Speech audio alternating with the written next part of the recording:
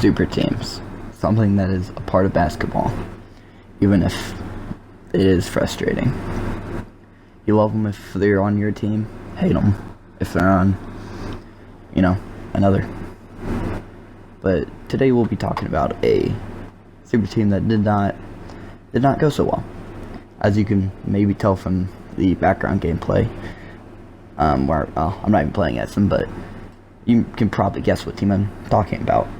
The 2014 Brooklyn Nets, a team that featured big names such as Darren Williams, Joe Johnson, Kevin Garnett, Jason Terry, Darren Williams, Brooke Lopez, Andre Kirilenko, and even decent role players like Sean Livingston. I had one of the Plummer brothers, I believe Miles. It was just a really good team on paper, but in practice it didn't work. But before we get to that, let's talk about the creation of said super team. So let's just start at the beginning of artificially formed super teams, because there are other ones like the Celtics in the 60s and 80s, the Lakers in the 80s, but those were built mainly through draft.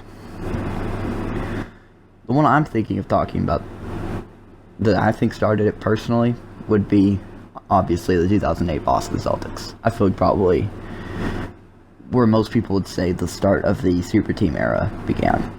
Obviously there were teams like the Lakers, but they weren't really a super team. But yeah, so obviously they already had Paul Pierce, and they got Kevin Garnett and Ray Allen. And it just so happens that two of those players are actually on the team that we're talking about. I think I forgot to mention Paul Pierce at the beginning for some reason, even though he's actually one of their best players. But anyways, I'm getting off topic. They won one championship, went to the finals twice, and were just a good team for many years. Like, really good. Contenders every year. Got decently close to being the Heat. They didn't make it out in 2008 because they had injuries. And so the Magic made it out. We could be looking at them having two chips if, I believe Garnett went down, if he doesn't get injured. But moving away from them, that's kind of when the race for all these super teams started. So you got obviously the next big one, or the next big super team, big three would be the Heat of 2010/11 to 2013-14, right? Yes. Sorry, sometimes I question my NBA history knowledge. Obviously LeBron, Dwayne Wade, and Chris Bosh, three pretty much superstars. Well, two superstars and a star/superstar, depending on what you count Bosh as. But he was really good before he went there. Did take a lesser role, but that team was obviously one of the greatest teams of all time. They were just insane.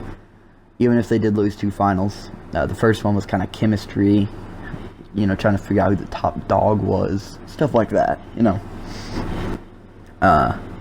But in 2014 when they lost, they were just a worse team.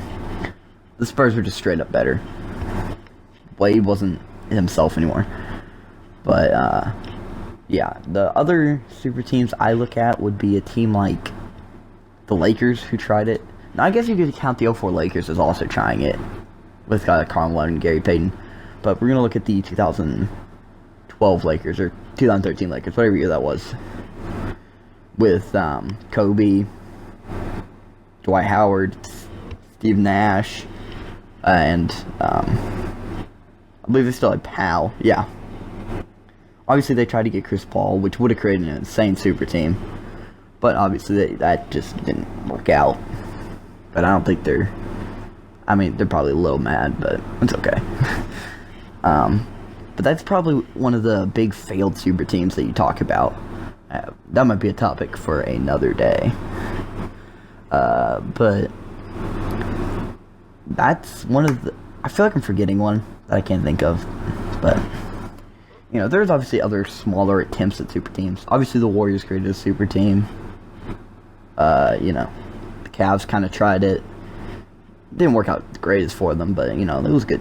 They obviously won a finals and went to 4 straight, so that's pretty good. But yeah, now I think we can segue into the Nets now. So I'm just gonna read off some of the top scorers, or just top performers in general. So Brook Lopez had 20 points, 6 rebounds, and 1.8 blocks per game. ISO Joe had 16, 3 and 3. Darren Williams had 14 and 6. Paul Pierce had 13 and a half and 5. And Garnett, he averaged only 6 and 6. That's pretty bad, isn't it? That's really, really bad. You know, Jason Terry averaged like 4 points. Kirilenko averaged like 8. You know, like, it was a good team, I guess, on paper. They went on the conference semifinals, which is a bit disappointing because, you know, this is a team that on paper is one of the best ever. If these players were in their prime, just imagine that. Prime Kevin Garnett, superstar. Paul Pierce, superstar. Darren Williams, very, like, a star. Like, a bit above all-star tier. Like, kind of where you put, like, a Kyrie nowadays. Maybe even, like, a Dame if you really like him. Lopez was an all-star. Joe Johnson was a star in the league. Kirilenko was a one-time all-star, great defender. Jason Terry was an amazing six-man. Sean Livingston, great mid-range shooter. You know, helped the Warriors to win a couple chips. Like, that team is the greatest of all time, no doubt. And I think they understood that they were past their prime. I just don't think they knew just how washed they were. Because they gave up their whole future for this. You know? They gave up so many picks to the Celtics in one of the stupidest moves in NBA history. And yet somehow, some way, it did not kill their franchise. As they're going to be contenders next year with Kyrie and KD. But they shouldn't have been good, but they got lucky getting D'Lo, drafting well with getting like the Fro. They did well to make the playoffs last year, you know? They did a good job of recovering, but it was just a stupid move. And I think really it was. You know? And I don't really know who's fully to blame, you know? They had Jason Kidd as their coach, which Jason Kidd, he wasn't a great coach, if I'm being honest. He was a pretty bad coach. Couldn't lead them to anything, even if they were kind of washed. You know, I feel like their maximum potential was not fully tapped into. I don't think they were a contender, if that makes sense, but I feel like they could have done something else, you know. But no, they were stuck there, you know. I didn't even mention Plumlee, because Plumlee was a good player in their prime. In his prime, you know, decent. But yeah, I'm getting off topic again. You know, it was a really good looking team. I think a lot of people expected them to be good. It was before my time of watching basketball, so I don't actually really know what people were expecting. I looked at the championship odds. It wasn't great. It's kind of similar to what, like, I think it was close to like what the Pacers odds are this year. Something like that.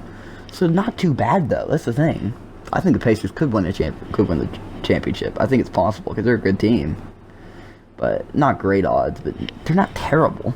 Like, it's nothing like the Magic this year or something. You know, I feel like they were probably expected.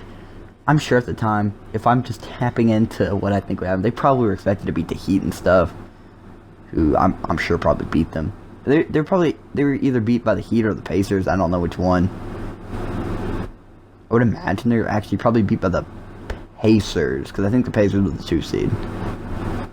But yeah, that will be wrapping it up pretty much. Then, you know, this team is very disappointing. I feel like they were probably expected to do a lot, be championship contenders. It just didn't work. They just weren't good. They sucked, and that's sad. They brought together a ton of past their prime stars, which in theory could have worked. I know they were trying to bring in Dwight, I believe, but that didn't work. But obviously, but yeah. Anywho, thank you all for watching, and yeah. I'm gonna drag this out for a couple more seconds, you know. Like, subscribe, follow me on Twitter, although you probably do already. It's probably I found me, and yeah.